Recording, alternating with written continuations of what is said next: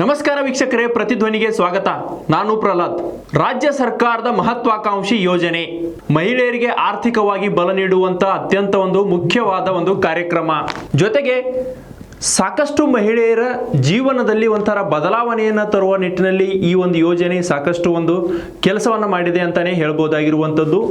ಆದರೆ ಇದೀಗ ಈ ಯೋಜನೆಯ ಸುತ್ತಮುತ್ತ ಸಾಕಷ್ಟು ಅನುಮಾನಗಳು ಹುಟ್ಟಿಕೊಂಡಿರುವಂಥದ್ದು. ಎಸ್, ನಾನೀಗ ಹೇಳ್ತಾ ಇರೋದು ನಿಮಗೆ ಅತ್ಯಂತ ಪ್ರಮುಖವಾದ, ಎಲ್ಲರ ಮನ ಮೆಚ್ಚುವ, ಎಲ್ಲರ ಅಚ್ಚುಮೆಚ್ಚಿನ ಯೋಜನೆ ಆಗಿರುವಂಥ ಗೃಹಲಕ್ಷ್ಮಿ ಯೋಜನೆ ಬಗ್ಗೆ.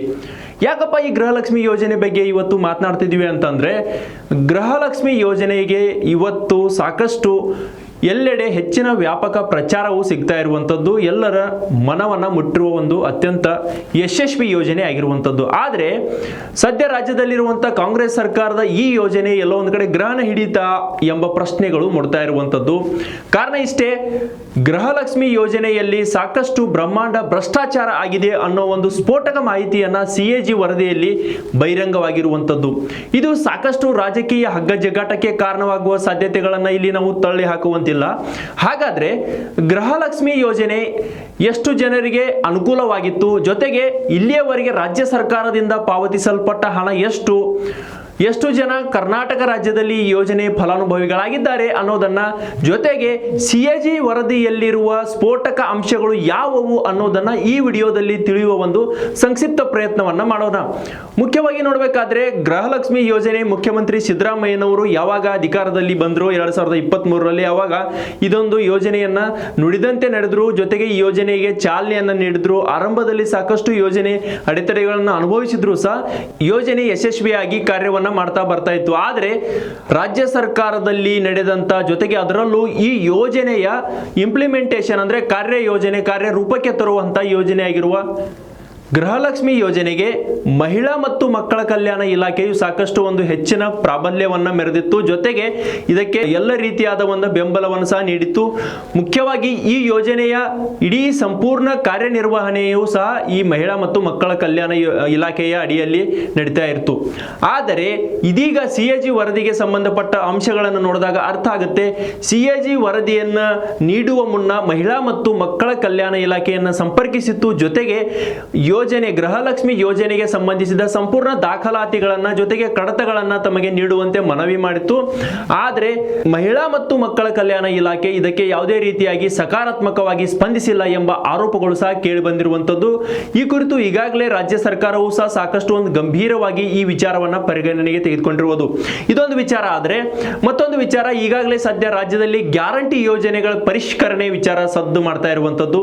ನೂತನ ಮುಖ್ಯಮಂತ್ರಿ ಆಗಿರುವ DK ಶಿವಕುಮಾರ್ ಅವರು ಈ ಯೋಜನೆಯನ್ನ ಸಾಕಷ್ಟು, ಅಂದ್ರೆ ಈ ಗ್ಯಾರಂಟಿಗಳ ಪರಿಷ್ಕರಣೆ ವಿಚಾರದಲ್ಲಿ ಹೆಚ್ಚಿನ ಆಸಕ್ತಿಯನ್ನ ತೋರಿರುವುದು ಕಂಡು ಬರ್ತಾ ಇದೆ. ಇದಕ್ಕಾಗಿಯೇ ಅವರು ಸಂಬಂಧಪಟ್ಟ ಸಚಿವರ ಸಭೆ ಮಾಡಿದ್ರು, ಅಧಿಕಾರಿಗಳ ಸಭೆಯನ್ನ ಮಾಡಿ ಗ್ಯಾರಂಟಿ ಯೋಜನೆಯ ಅಂದ್ರೆ ಇದರ ಲಾಭ ಅರ್ಹರಿಗೆ ಮಾತ್ರ ತಲುಪಬೇಕು, ಅನರ್ಹರನ್ನ ಇದರಿಂದ ಕೈಬಿಡಿ ಅನ್ನೋ ಸಂದೇಶವನ್ನ, ಸೂಚನೆಯನ್ನ ನೀಡಿರುವ ಕಾರಣಕ್ಕಾಗಿ ಈಗಾಗಲೇ ಪರಿಷ್ಕರಣೆ ಕಾರ್ಯ ಇನ್ನೇನು ಕೆಲವೇ ದಿನಗಳಲ್ಲಿ ಆರಂಭವಾಗಿರುವಂತದ್ದು.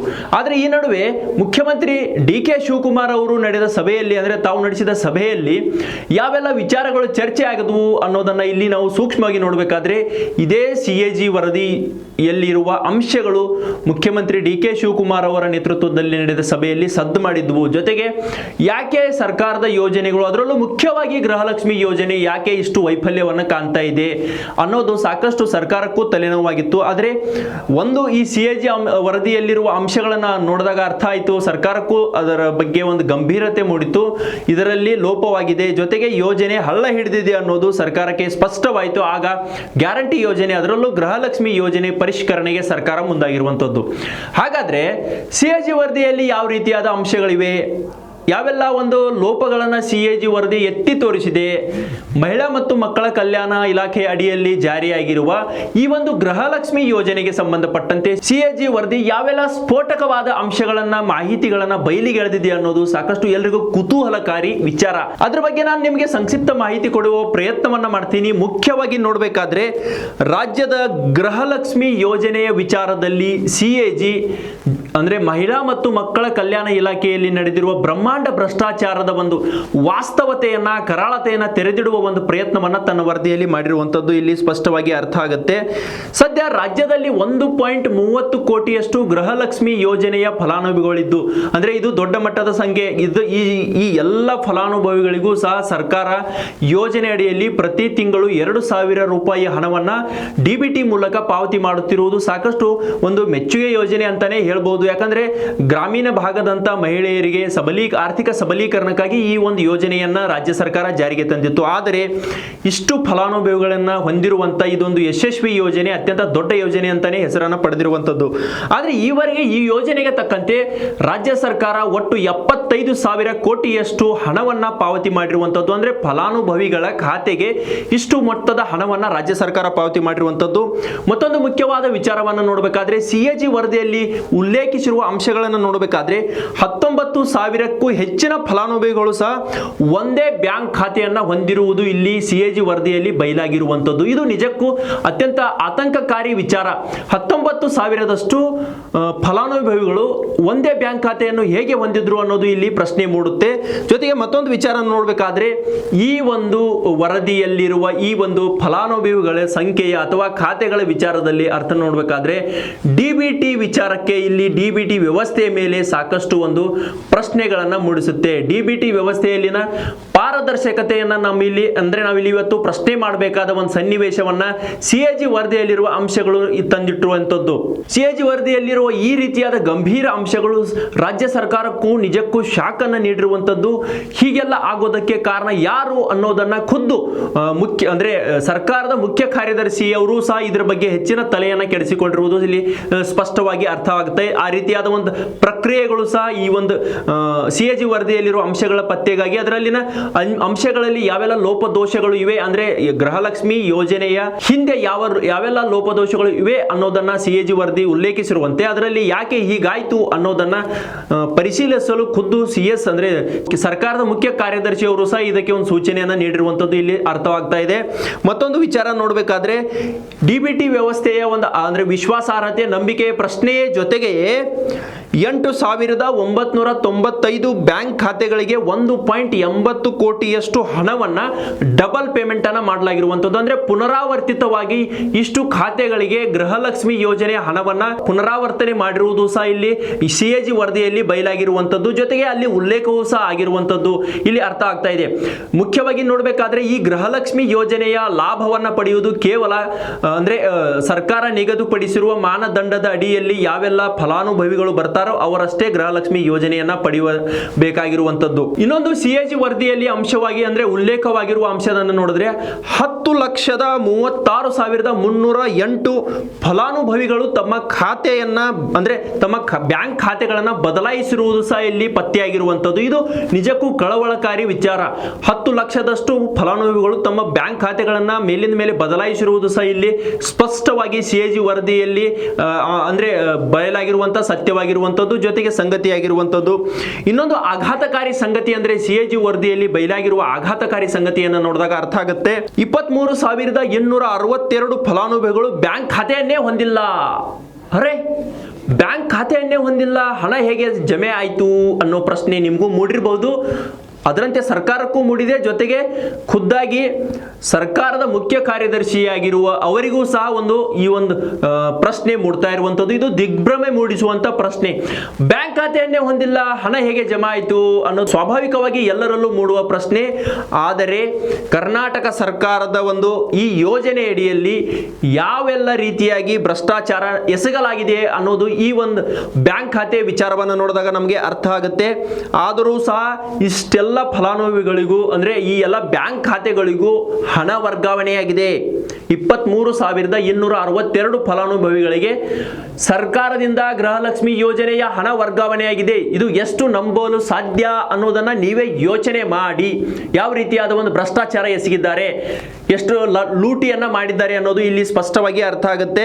ಈ ಒಂದು ಅಂದ್ರೆ ಮುಖ್ಯವಾಗಿ ನೋಡ್ಬೇಕಾದ್ರೆ ಈ 23,262 ಖಾತೆಗಳಿಗೆ ಒಟ್ಟು 46.52 ಕೋಟಿಯಷ್ಟು ಹಣ ಜಮೆಯಾಗಿರುವುದು ಸಹ ಈ ಸಿಎಜಿ ವರದಿಯಲ್ಲಿ ಬಯಲಾಗಿರುವ ಒಂದು ಪ್ರಮುಖ ಅಂಶವಾಗಿದೆ. ಇದನ್ನ ಎಷ್ಟರ ಮಟ್ಟಿಗೆ ಭ್ರಷ್ಟಾಚಾರ ಮಾಡಿದ್ದಾರೆ, ಈ ಯೋಜನೆಯಲ್ಲಿ ಭ್ರಷ್ಟಾಚಾರ ನಡೆದಿದೆ ಅನ್ನೋದು CAG ವರದಿಯಲ್ಲಿರುವ ಅಂಶಗಳೇ ಎತ್ತಿ ತೋರಿಸುತ್ತವೆ. ಎಷ್ಟರ ಮಟ್ಟಿಗೆ ಪಾರದರ್ಶಕವಾಗಿ ಗೃಹಲಕ್ಷ್ಮಿ ಯೋಜನೆ ನಡೆದುಕೊಂಡು ಬಂದಿದೆ ಅನ್ನೋದು ಇಲ್ಲಿ ನಮ್ಗೆಲ್ಲರಿಗೂ ಅರ್ಥ ಆಗುತ್ತೆ. ಅಂದ್ರೆ ಯಾವ ರೀತಿಯಾದ ಒಂದು ಪಾರದರ್ಶಕತೆ ಇವರು ಕಾಪಾಡಿಕೊಂಡಿದ್ದಾರೆ ಅನ್ನೋದು ಇಲ್ಲಿ ಸ್ಪಷ್ಟವಾಗಿ ಅರ್ಥ ಆಗುತ್ತೆ. ಪಾರದರ್ಶಕತೆ ಇಲ್ಲದೆ ಇದ್ದಾಗ ಈ ರೀತಿಯಾದ ಭ್ರಷ್ಟಾಚಾರಗಳು, ಈ ರೀತಿಯಾದ ಲೂಟಿಗಳು ನಡೆಯುತ್ತವೆ ಅನ್ನೋದಕ್ಕೆ ಈ ಒಂದು ಯೋಜನೆಯೇ ನೈಜ ಉದಾಹರಣೆಯಾಗಿದೆ ಅಂದ್ರೆ ತಪ್ಪಾಗಲಾರದು. ಈ ರೀತಿಯಾಗಿ ರಾಜ್ಯ ಸರ್ಕಾರದ ಅತ್ಯಂತ ಮಹತ್ವಾಕಾಂಕ್ಷಿ ಯೋಜನೆ ಗೃಹಲಕ್ಷ್ಮಿ ಯೋಜನೆಯಲ್ಲಿ ಯಾವೆಲ್ಲ ರೀತಿಯಾಗಿ ಲೋಪಗಳು ನಡೆದಿವೆ, ಭ್ರಷ್ಟಾಚಾರಗಳು ನಡೆದಿವೆ ಅನ್ನೋದನ್ನ ಸಂಕ್ಷಿಪ್ತವಾಗಿ ತಿಳಿಯುವ ಪ್ರಯತ್ನವನ್ನ ಮಾಡಿದ್ವಿ. ಆದ್ರೆ ಈ ಯೋಜನೆಗೆ ಸಂಬಂಧಪಟ್ಟಂತೆ ಈಗಾಗಲೇ ಅಂದ್ರೆ ಕಳೆದ ಅಧಿವೇಶನದಲ್ಲಿ, ಬೆಳಗಾವಿ ಅಧಿವೇಶನದಲ್ಲಿ ವಿಪಕ್ಷ ಬಿಜೆಪಿಯು ಸಹ ನೇರವಾಗಿ ಮಹಿಳಾ ಮತ್ತು ಮಕ್ಕಳ ಕಲ್ಯಾಣ ಇಲಾಖೆ ಸಚಿವೆ ಜೊತೆಗೆ ಇಡೀ ಇಲಾಖೆ ಅಥವಾ ಸರ್ಕಾರವನ್ನ ಗುರಿಯಾಗಿಸಿಕೊಂಡು 5,000 ಕೋಟಿಯ ಹಗರಣದ ಆರೋಪವನ್ನ ಮಾಡಿತ್ತು.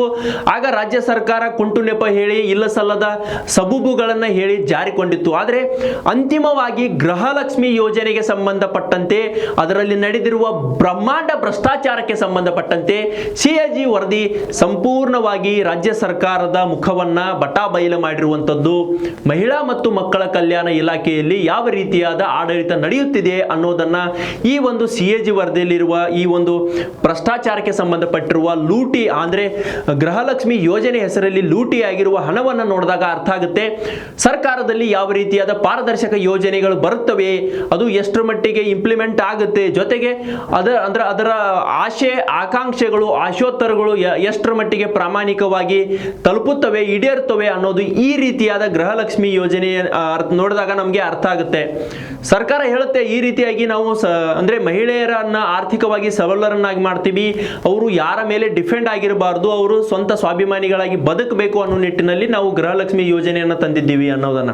ಹೌದು, ಈ ಯೋಜನೆ ವಿಚಾರದಲ್ಲಿ ನೋಡಿದಾಗ ಈಗಾಗಲೇ ಹಿಂದಿನ ಮುಖ್ಯಮಂತ್ರಿಗಳಾಗಿರುವ ಸಿದ್ದರಾಮಯ್ಯನವರೇ ಸಾಕಷ್ಟು ತಮ್ಮ ಸಾಮಾಜಿಕ ಜಾಲತಾಣಗಳಲ್ಲಿ ಪೋಸ್ಟ್ ಹಂಚಿಕೊಂಡಿದ್ರು. ಒಬ್ಬ ಮಹಿಳೆ ತನ್ನ ಮಗನಿಗೆ ಬೈಕ್ ಕೊಟ್ಟಿರುವುದು, ಜೊತೆಗೆ ಇನ್ನೊಬ್ಬ ಮಹಿಳೆ ತನ್ನ ಸ್ವಂತ ಉದ್ಯೋಗವನ್ನ ಸೀರೆ ಅಂಗಡಿ ಪ್ರಾರಂಭ ಮಾಡಿರುವುದಾಗಿರ್ಬೋದು, ಜೊತೆಗೆ ಒಬ್ಬ ಮಹಿಳೆ ಗ್ರಂಥಾಲಯ ನಿರ್ಮಾಣ ಮಾಡಿರುವುದಾಗಿರ್ಬೋದು. ಹೀಗೆ ಸಾಕಷ್ಟು ರೀತಿಯಲ್ಲಿ ಯೋಜನೆಯ ಯಶಸ್ಸನ್ನ ಪಡೆದವರು ಸಹ ಆ ರೀತಿಯಾದ ಒಂದು ಪೋಸ್ಟ್ಗಳನ್ನ ಸಿದ್ದರಾಮಯ್ಯನವರ ಸಾಮಾಜಿಕ ಜಾಲತಾಣದಲ್ಲಿ ನೋಡ್ತಾ ಇದ್ವಿ. ಅಂದ್ರೆ ಯೋಜನೆ ಯಶಸ್ವಿಯಾಗಿದೆ ಅನ್ನೋದು ಒಂದು ಕಡೆ, ಆದ್ರೆ ಯೋಜನೆಯಲ್ಲಿರುವ ಲೋಪಗಳನ್ನ, ಯೋಜನೆಯಲ್ಲಿರುವ ಭ್ರಷ್ಟಾಚಾರಗಳನ್ನ ಕಂಡುಹಿಡಿಯುವುದು ಸಹ ಸಾಧ್ಯದ ಸವಾಲಾಗಿತ್ತು.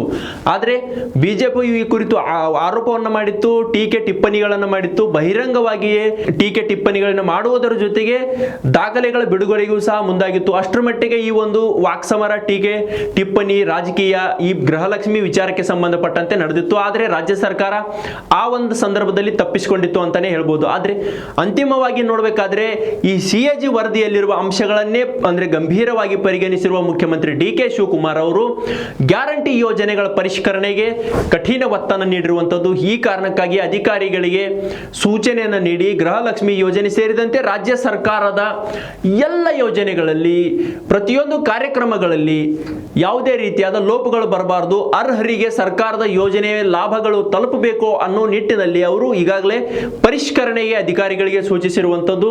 ಹೀಗಾಗಿ ಗ್ರಾಮೀಣ ಭಾಗದಲ್ಲಿ ಜೊತೆಗೆ ಎಲ್ಲರಲ್ಲೂ ಸಹ ಅಂಗನವಾಡಿ ಕಾರ್ಯಕರ್ತೆಯರ ಮೂಲಕ ಈ ಒಂದು ಗ್ಯಾರಂಟಿ ಯೋಜನೆಗಳ ಪರಿಷ್ಕರಣೆಗೆ ರಾಜ್ಯ ಸರ್ಕಾರ ಮುಂದಾಗಿರುವುದು ಇಲ್ಲಿ ಕಂಡು ಬರ್ತಾ ಇದೆ.